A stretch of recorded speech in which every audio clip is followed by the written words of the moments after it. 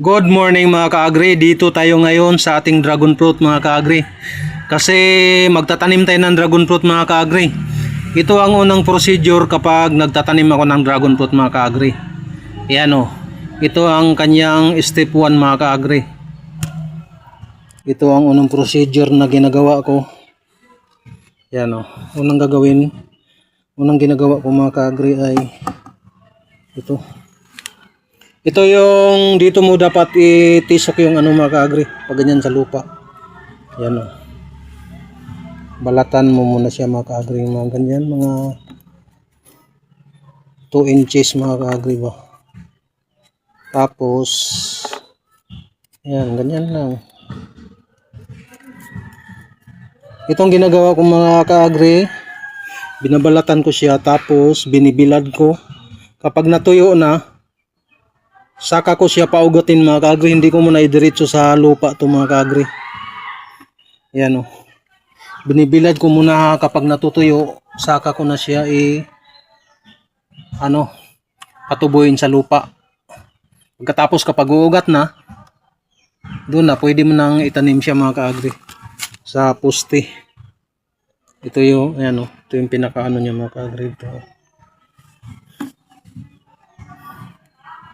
Patutuyin muna natin. Ihanda ko muna yung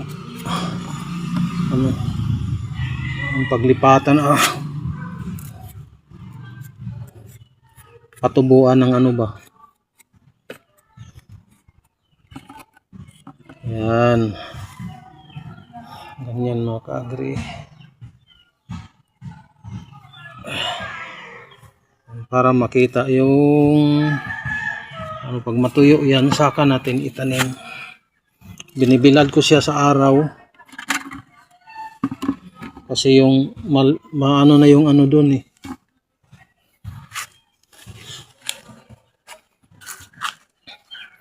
dito kasi siya balak itanim kasi natanggal na yung dyan, yung malaking puno bawat poste dyan sa namin taniman ko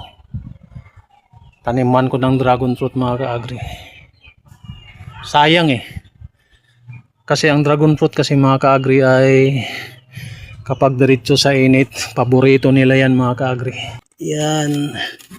Ito naman pinagkuhanan natin ito naman pinagkuhanan natin ng similya mga ka-agri. Na to medyo matanda na to dumaan na to sa pagbunga mga ka-agri.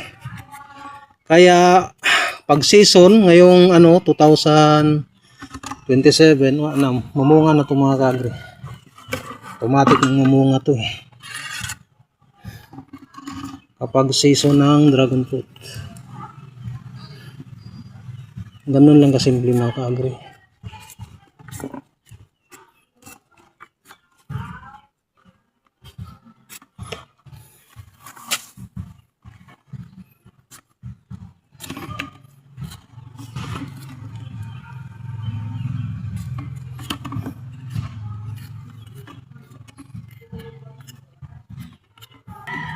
Ayan.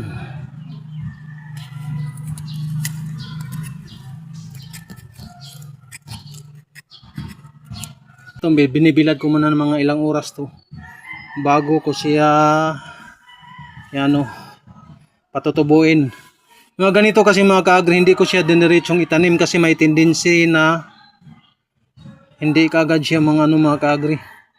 Hindi siya mangugat or mabagal ang kanyang pagtubo. Maganda yung pinapaugat mo na siya kasi dire-diretso yung pagtubo niya mga ka-agri.